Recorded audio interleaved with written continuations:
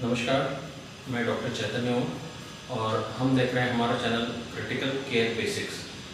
इसमें हम देख रहे हैं ईसीजी ट्यूटोरियल और ये 14th ईसीजी ट्यूटोरियल है। ईसीजी में हमारा कोरोनरी आर्टरी डिसीज़ पे ये 4th ट्यूटोरियल है एंड इसमें हम देख रहे हैं TMT. Originally I was going to make only 2-3 slides on TMT और इतना महत्व नहीं दे रहा था क्योंकि there are lot many topics in ECG जो डिस्कस करने आते हैं, परंतु कुछ स्टाफ नर्सेस का कहना था and some junior doctors also कि उनको भी टीएमटी के लिए कभी कभी जाना पड़ता है and it will be helpful for them. इसलिए I decided to change my original plan और एक TMT पे इंडिपेंडेंट लेक्चर बना रहा हूँ। This lecture will cover chronic stable angina and TMT। तो आइए चलते हैं। इन angina syndromes बेसिकली 3 syndromes हैं, chronic stable angina, unstable angina and principal angina।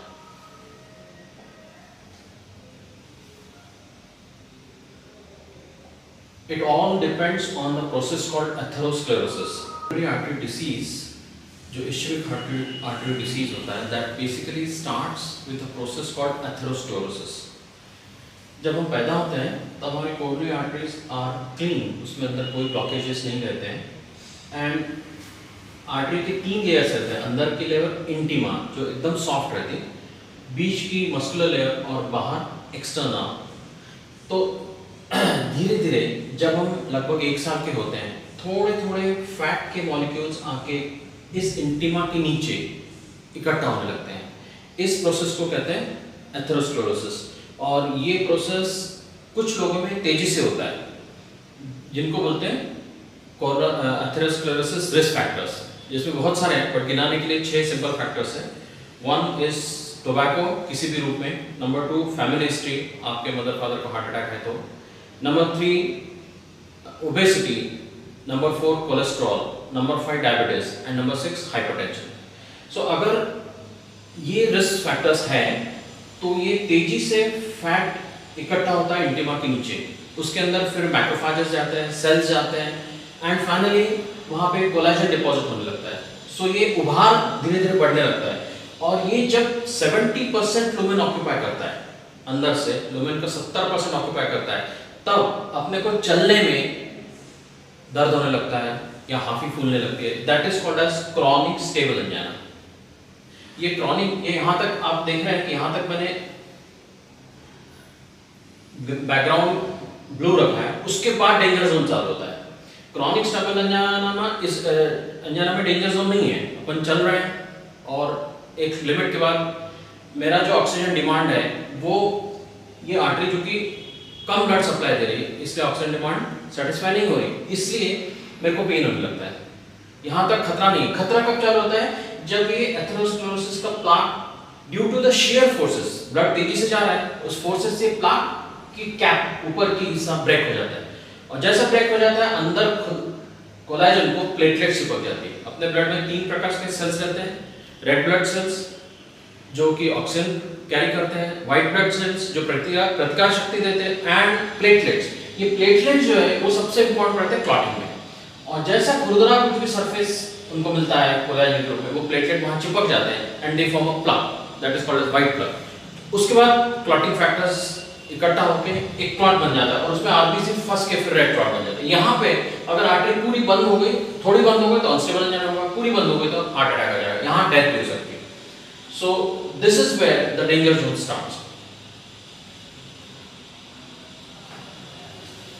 परंतु जो पेशेंट को ऐसा नहीं हुआ है, जो प्लाक रप्चर नहीं हुआ है, परंतु 70% ऑफ लुमेन ऑक्यूपाई कर लिया है, he will have what is called as chronic stable angina। तो उसमें 50% लोगों को ECG will be normal, right? Or there could be mild ST depression, T inversion, there could be inversion of U wave with a normal T। For example, this is my P wave, Q, R, S and T wave, but U will be inverted, right? So this is called discordant with T. मतलब T positive, U inverted. That is called discordance. So this could be also a feature of chronic stable angina. फिर Q waves, conduction blocks और arrhythmia या ectopics.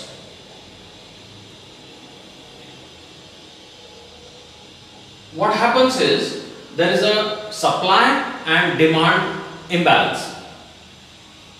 Heart को blood supply के लिए कौन से factor important रहते हैं? ब्लड सप्लाई के लिए कोरोनरी आर्टरी डायमीटर और टोन, मतलब कभी हार्ट सिकुड़ गई, स्पैज्म हो गया तो भी ब्लड सप्लाई कम हो जाएगा.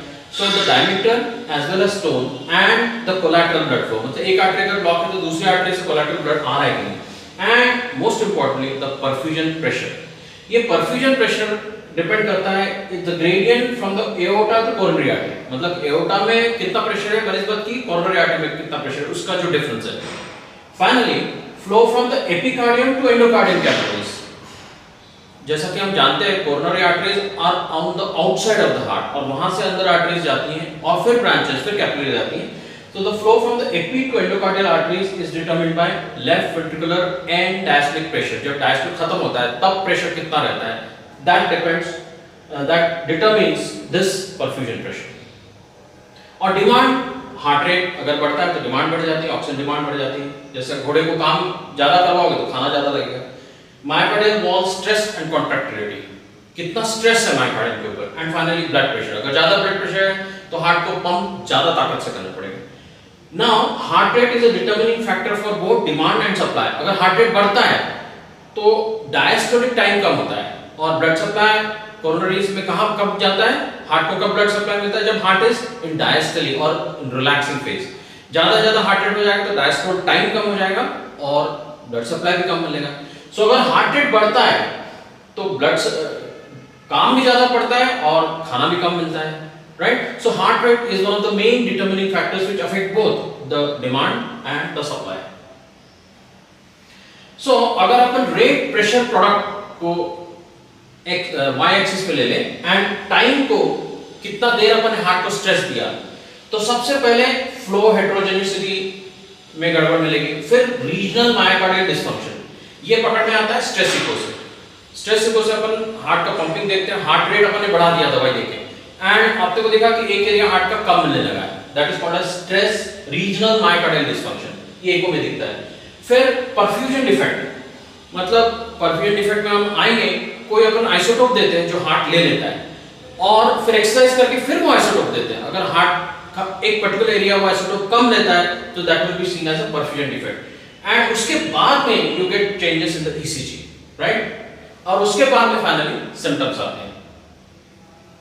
So there are various ways of exercise testing. एक तो ये साइकिलिंग कर सकते हैं. दूसरा, जिनको चलने में कुछ प्रॉब्लम है, पैर टूटा हुआ है या they have some other medical conditions, they cannot walk. So for them आप अभी जो बताएं स्ट्रेस इकोकार्डियोग्राफी वो कर सकते हैं कि डोपामिन से उनका हार्ट रेट बढ़ाया जाता है and then you see for regional wall motion abnormality in the echocardiogram. Stress thallium, ये stress ECG exercise heart stress test का तीसरा प्रकार है.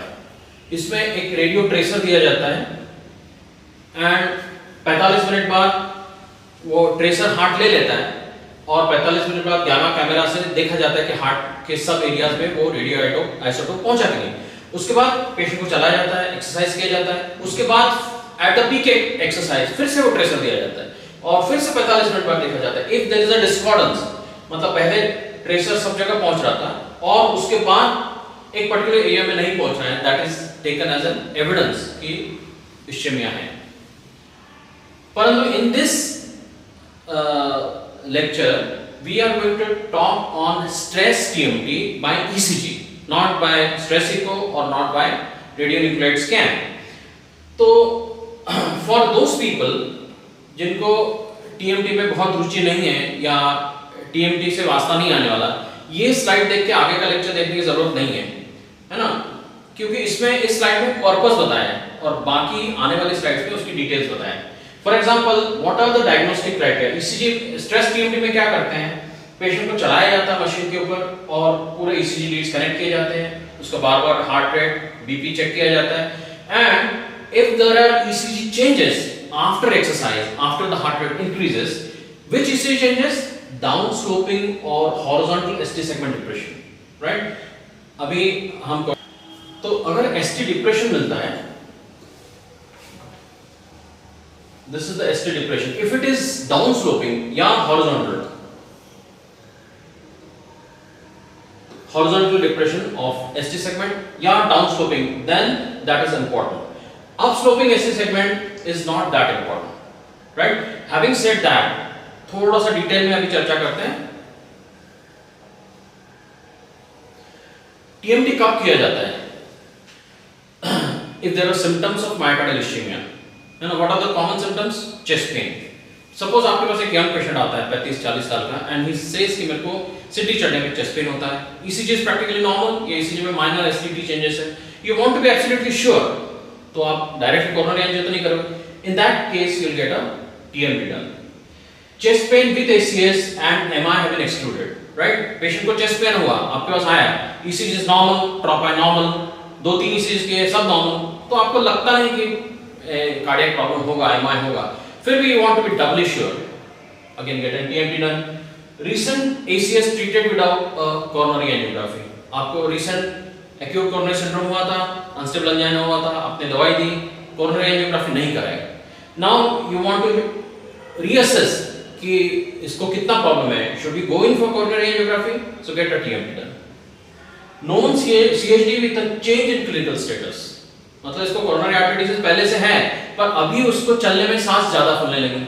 So the change in clinical status क्यों है देखने के लिए as a test before coronary angiography you would like to get a TMT done.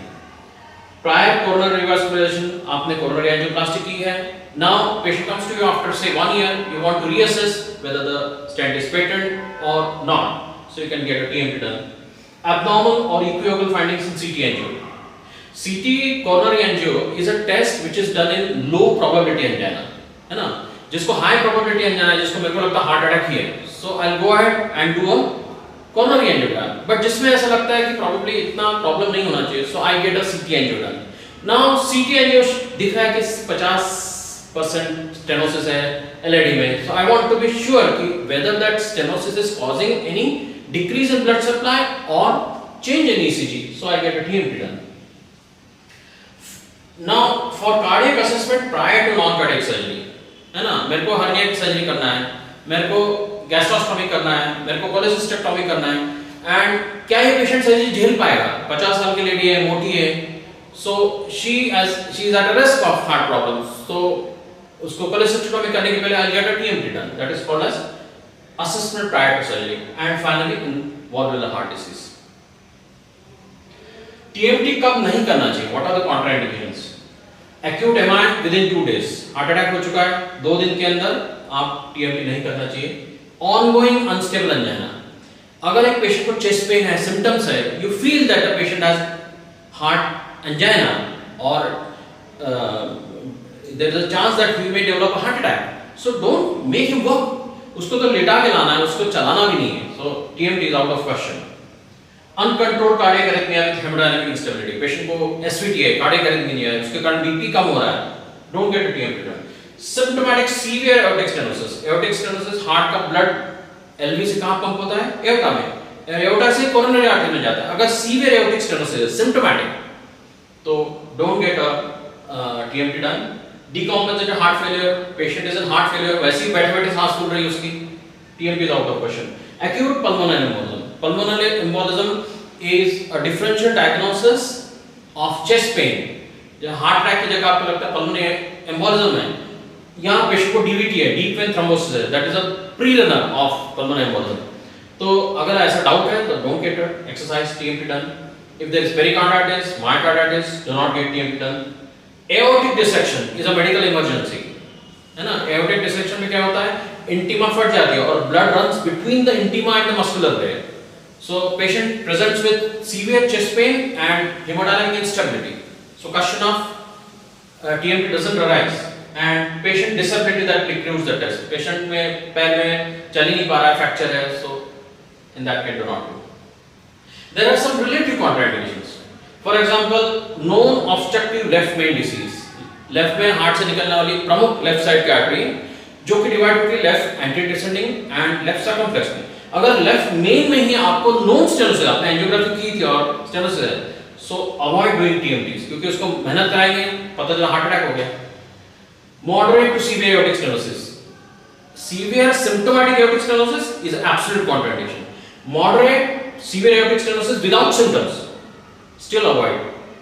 Tachyarrhythmia with uncontrolled ventricular rate. Patient has atrial fibrillation with say rate of 150. So don't get a TMT done.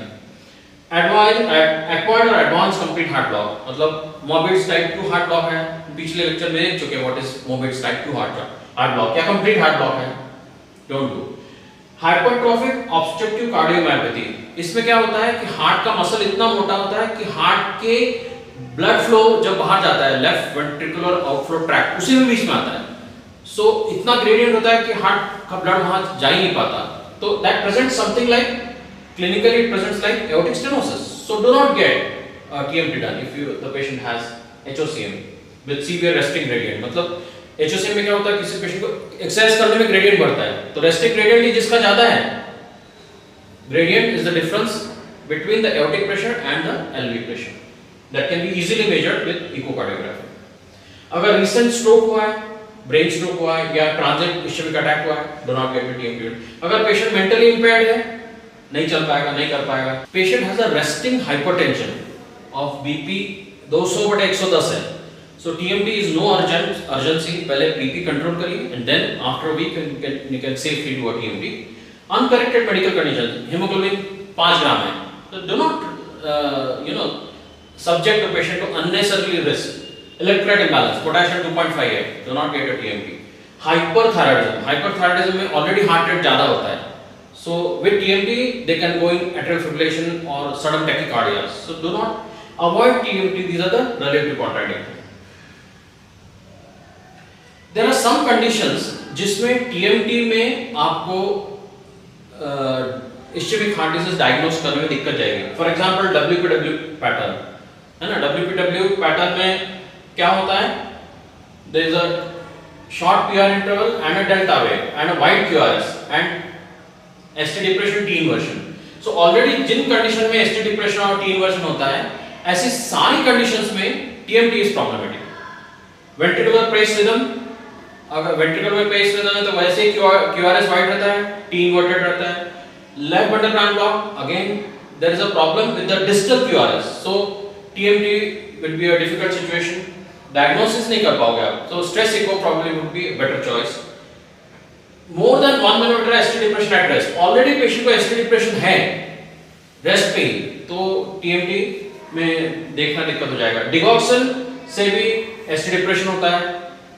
LVH repolarization, LVH with strain pattern, है ना, repolarization abnormality, उसमें भी ST depression T inversion होता है, and hypokalemia से भी ST. So all those conditions जिसमें ST T inversions already है, उसमें TMT is not going to help you. There are some medications which can create problem in TMTs. The TMT का idea क्या रहता है कि patient का heart rate बढ़ाओ, right? और heart rate बढ़ने से ऑक्सीजन डिमांड बढ़ती है और हार्ट को ब्लड सप्लाई भी कम मिलता है। ऐसे में ECG में क्या चेंजेस होते हैं वक्त को देखना है। परंतु if a patient is taking beta blocker, exercise करने के बाद भी हार्ट रेट बढ़ेगा नहीं उसका, so you will not be able to test. So probably beta blocker should be stopped about 4-5 days before doing a TMT. Same with diltiazem, non-dihydropyridine calcium channel blockers like diltiazem and verapamil. ये heart rate बढ़ने नहीं देते. Amiodarone, cetalol again heart rate बढ़ने नहीं देते. Digoxin again heart rate बढ़ने नहीं देता. Lastly, nitrates. Nitrates क्या करते हैं? They are vasodilators. So they mask the changes. है ना, ischemic, they reduce the ischemic response of myocardium. So the TMT can come normal when the patient actually has ischemic heart disease. Now there are certain, आजकल everything is computerized, तो computer में programme डले हुए हैं. So it can be Bruce protocol, modified Bruce protocol or Norton protocol. Most commonly we are using modified Bruce protocol. Now इसमें ये जो ECG है, लिम्ब ECG, वो अपन शोल्डर के नीचे कनेक्ट करते हैं, अपर लिम्ब वाले, और लोअर लिम्ब वाले अपन एब्डोमेन में कनेक्ट करते हैं. बाकी जो चेस्ट नीड से अपने नॉर्मल जगह पे कनेक्टेड रहते हैं, arm electrodes at the base of floater junction, leg electrode below the umbilicus, है ना, बाकी at the normal places. Now we have to calculate what is called as the maximum heart rate. What is maximum heart rate? 220 minus age. For example, if your age is 70, your maximum heart rate will be 150. और अपन TMT में patient को कब तक चलाते हैं? जब तक he attains 85% of his predicted maximum heart rate. Suppose 70 साल का एक आदमी है, उसका हम टीएमटी कर रहे हैं, so 220 minus 70 will be 150. तो अपने को 150 का 85%, so about 135 to 140 heart rate पे ही आके रुकना है. That is a normal standard. Our failure to attain the target heart rate in absence of chest discomfort or ECG evidence of history, मगर आपने हार्ट रेट अटेन ही नहीं कर पाया, but patient को कोई तकलीफ भी नहीं और ईसीजी कोई चेंजेस नहीं है, अगर ऐसा होता है तो probably TMT is not very helpful in diagnosing ischaemic heart disease. 12 lead resting ECG, supine and standing should be obtained before starting TMT, है ना. कई बार ऐसा देखा गया है, even when I used to do TMT, patient पता चला doctor ने TMT के लिए भेजा and resting ECG was abnormal, significantly abnormal, so there was no need to do TMT, है ना. तो now ये जो प्रोटोकॉल्स मैं बता रहा था, for example modified Bruce protocol, you start at the rate of 1.7 miles per hour. जब भी शायद meters per hour बोला था, this is miles per hour, right? And फिर ब्रूस प्रोटोकॉल में क्या होता है? स्टेज 1 में सीधा ये स्पीड से, स्टेज 2 में 2.5, स्टेज 3 में 3.4. मॉडिफाइड ब्रूस में थोड़ा धीरे बढ़ाया जाता है. तो पहले धीरे चलाना है, फिर जैसे जैसे स्टेज 1 आती है मशीन का इंक्लाइन भी बढ़ता है एंड स्पीड भी बढ़ती है. तो every 3 minutes the stage changes. Initially speed is 1.7, then 2.5, 3.4, 4.2, ये अलग अलग स्टेजेस है. और पेशेंट कितना स्टेज तक चल पाता है और अपने को कितना स्टेज तक चलाना है, that depends on the patient as well as the doctor who is attending, right. So there is something called as METs. What is METs? Metabolic equivalence. One metabolic equivalent is equal to 3.5 milliliters of O2 per kg per minute. ये formula से machine calculate करके अपने को बताता है कि इतने minutes हुए, right. So this tells you कि कितना एक्सरसाइज हुआ है, हार्ट के ऊपर कितना लोड पड़ा है, right.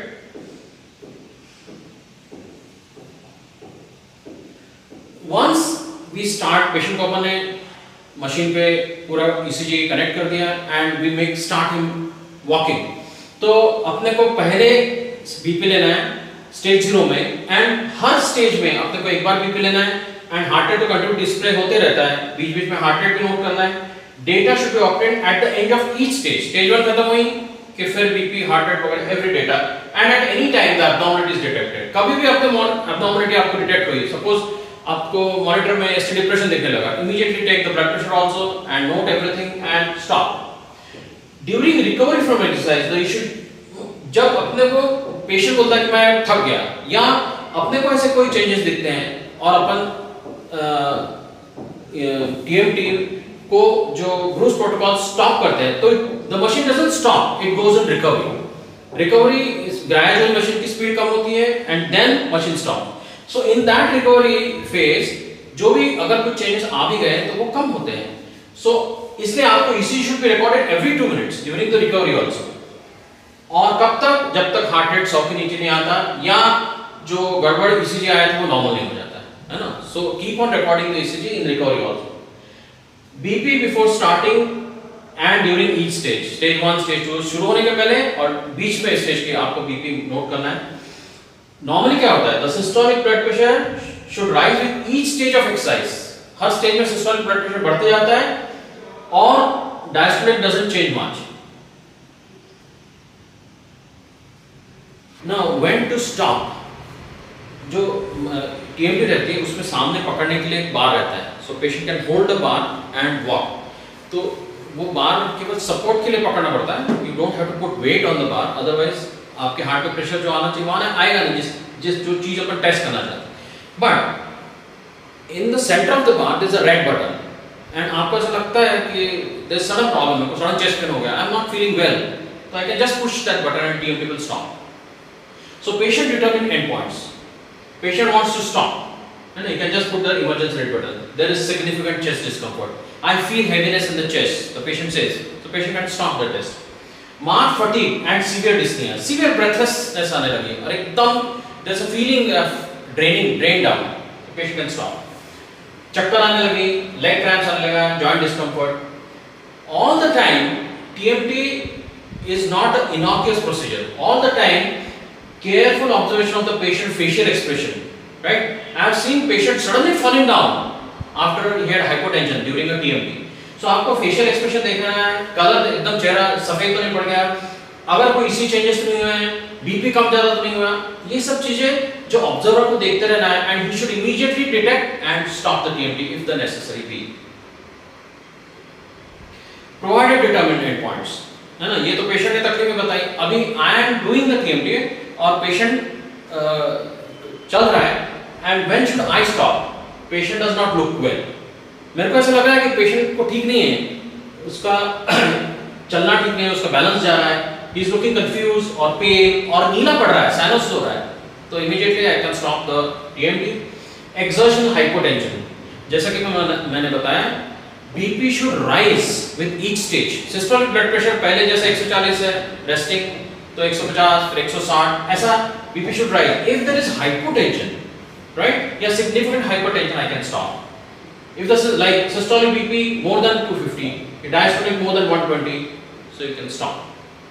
ECG endpoint, ST depression. अगर ST depression होता है, इसका मतलब पेशेंट को इश्चेमिया हो रहा है, तो you have to stop. New bundle branch block, which cannot be distinguished from ventricular tachycardia. Suddenly white complex tachycardia आ गया, तो मेरे को समझ में नहीं आ रहा है VT है कि bundle branch block है, तो बेहतर है रुक जाओ. New high grade मतलब मोबिट्स टाइप 2, अपन ने देखा था व्हाट इज मोबिट्स टाइप 2 कि पी के बाद क्यूआरएस आता ही सडनली.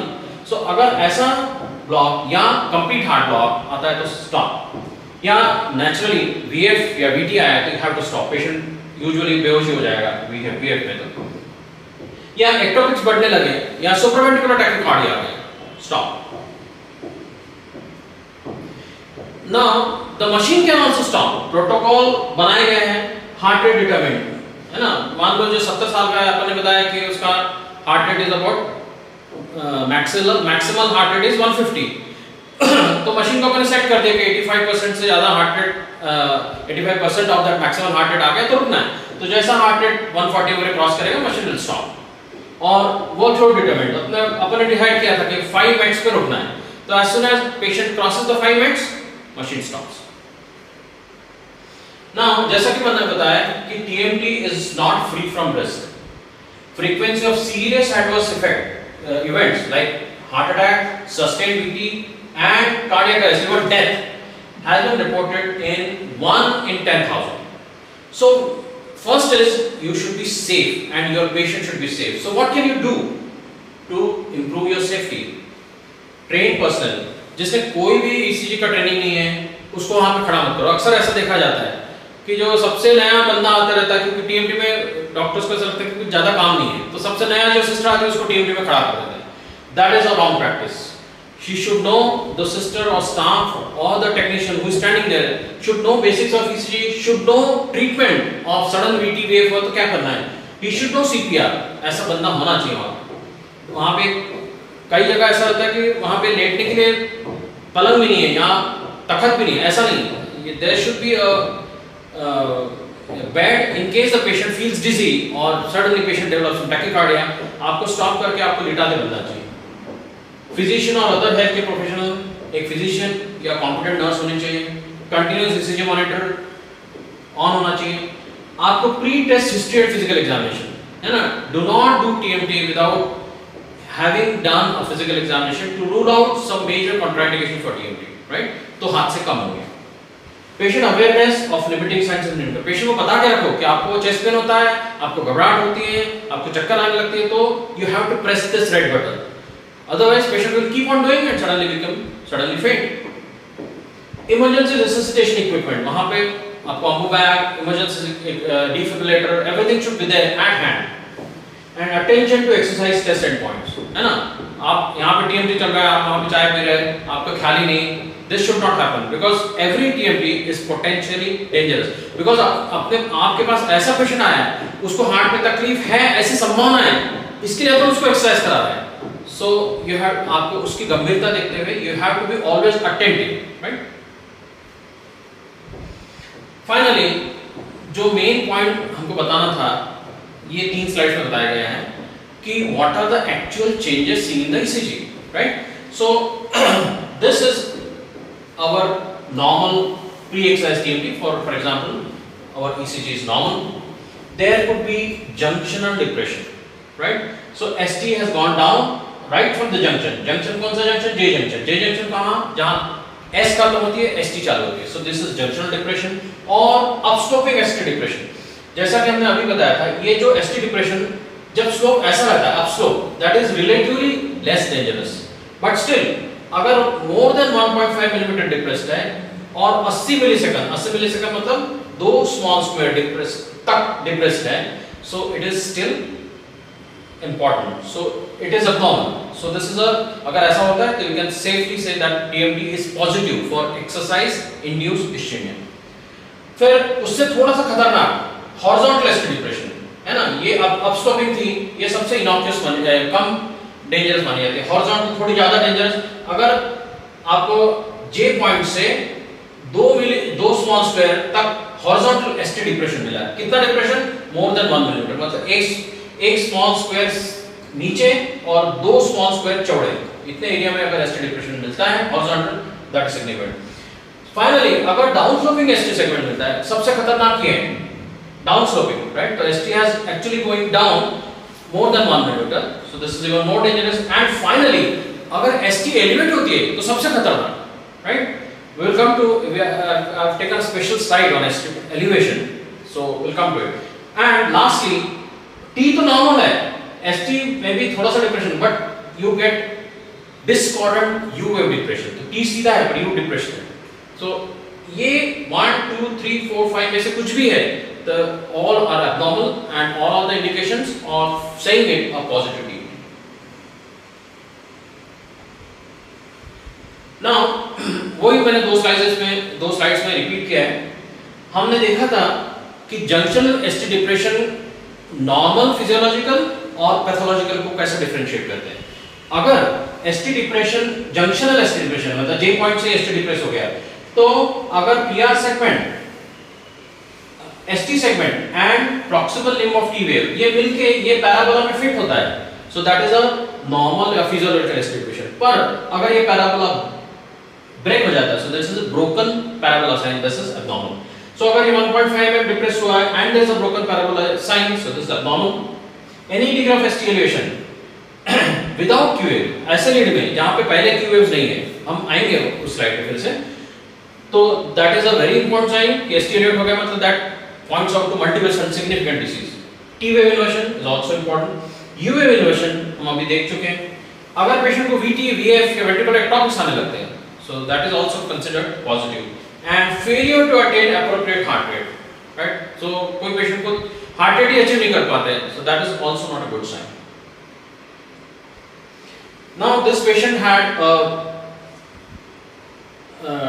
was TMT चल रही थी उसके, and suddenly he has developed this white complex tachycardia. So this is medical emergency. Immediately you have to stop TMT. Patient को लेटाना है, reassess करना है, and अगर hypotension है तो he may also require a DC shock. इस slide में फिर से रिपीटेशन है criteria for positive TMT. ये 3 स्लाइड मैंने इसलिए ली है बार-बार क्योंकि I want to drive this point home कि abnormal TMT में क्या होता है. Right? So, if there is horizontal ST depression, अभी हम देख चुके हैं horizontal ST depression more than 1.5 mm and for 80 milliseconds, that is positive. अगर any downsloping more than 1 small square, positive. ST segment elevation more than 1 small square, positive. Upsloping ST depression more than 0.2, यहाँ पे 2 squares लगते हैं, more than 0.2 mm and for at least 2 small squares, मतलब 8 milliseconds.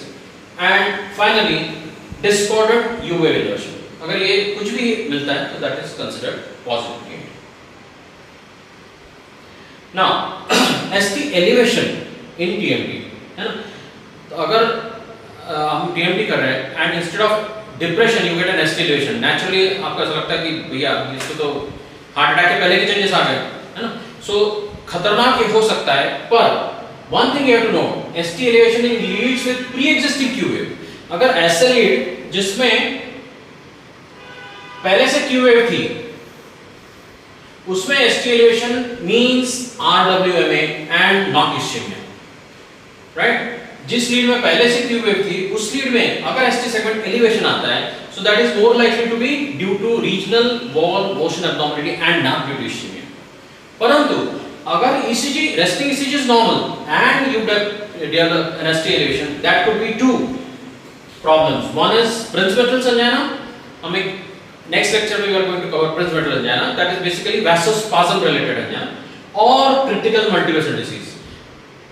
Right? So अगर आपको ये समझ में आता है कि previous ECG was not showing Q wave in that lead, normal ECG था, और उसको अगर ST elevation हो गया, then either it is Prinzmetal angina or critical multi-segment multivessel disease. Now there is special mention of the ST segment in AVR. The movement of ST segment in AVR is generally opposite direction of ST segment in other leads. है ना, मतलब V4, V5, V6 में मान लो ST depression हो रहा है, तो AVR में opposite direction में मतलब ST elevation दिखेगा. ST elevation in lead AVR is strong predictor of left main obstruction, right?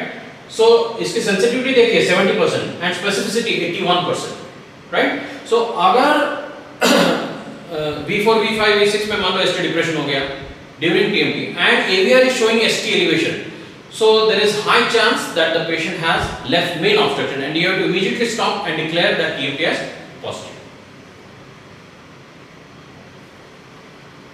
Now bundle branch block and TMT, है ना, last lecture में भी हम देखा था कि in case of right bundle branch block the changes of MI are easy to detect और normal MI के जो standard changes हैं वही पकड़े जाते हैं. वैसे TMT में अगर right bundle branch block है तो same ECG criteria for TMT they hold true, परंतु अगर left bundle branch block है तो ability ये मास्क कर देता है, ये जो ECG की ST changes रहते हैं उसको मास्क कर देता है, so you cannot comment on ischemia. इसलिए TMT is not a good test for patients who have pre-existing left bundle branch block.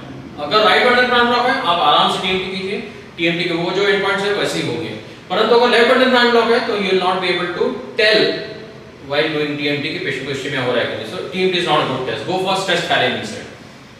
The development of LBB, अगर पेशेंट को कुछ नहीं था और right bundle branch block हो गया या left bundle branch block हो गया, then that is very significant. That means that patient definitely has ischemia. The development of bundle branch block, RBB, LBB या VT या ventricular ectopics are a sign of positive TMT. Now normally हम क्या expect करते हैं, हम peak exercise पे सबसे ज्यादा चेंजेस हैं, उसके बाद हम रिकवरी फेज में जाते हैं, हम धीरे करते हैं मशीन को और मशीन फिर रुक जाता है, that is called the recovery. So हम क्या एक्सपेक्ट करते हैं कि जो भी गड़बड़ी आई थी, चेंजेस आए थे, फॉर एग्जांपल ST डिप्रेशन आया था, राइट, सो ST डिप्रेशन नॉर्मलाइज हो जाएगा, but sometimes changes occur during the recovery, during peak exercise नहीं होते, रिकवरी में होते हैं. सो ST depression during recovery 8% patient में मिलता है and such patient have greater likelihood of CAD. Similarly, inclusion of ST depression during recovery significantly increases the sensitivity of the test. So अगर recovery में भी आपको मतलब उस रिकॉर्ड करना भूलना नहीं है, if the ST depression occurs in 8% मतलब लगभग 10 में से एक पेशेंट को होता है, अगर ST depression during recovery होता है, so you have to record it and that will be considered as positive TMT. वैसे 3% पेशेंट को ventricular ectopics आता है during recovery and then that is considered positive test. How to make a report of TMT? ये सब points आना चाहिए reporting format में. Patient name, provider, what was the indication for test, है ना, पेशेंट को पहले ACS हुआ था, नहीं हुआ था, वगैरह वगैरह, डेट कब हुई, प्रोटोकॉल कौन सा यूज किया, मॉडिफाइड ब्रूस था कि ब्रूस था, ड्यूरेशन कितने मिनट, मैक्स कितने चला उसने, कितना टाइम दिया, baseline and maximum heart rate, blood pressure, workout, वो पूरा उसमें हम डालते जाते तो प्रिंट आउट में पूरा निकलता है कि हर स्टेज में उसका हार्ट रेट कितना बढ़ा, बीपी कितना बढ़ा हो गया, एब्नॉर्मल ब्लड प्रेशर रिस्पांस नहीं आया था, that has to be noted, symptoms तो कुछ नहीं हुए थे, that has to be noted, reasons for stopping the test, stop क्यों हुई थी, पेशेंट ने स्टॉप किया था, प्रोवाइडर ने स्टॉप किया था, was there some abnormality, was there some problem, and ECG changes और अरिथमियाज, कोई ECG चेंजेस आए थे, अरिथमियाज आए थे, and functional capacity of heart. So all these have to be mentioned, then it becomes a proper TMT report. Thank you for patient listening. इस video lecture पर, this was the fourth in the series of coronary artery disease. इसके बाद हम लोग जाएंगे प्रिंसिपल संजाना, takotsubo cardiomyopathy and some conditions which mimic STT changes of ischemia. Thanks for listening. Do subscribe and give a like. Thank you.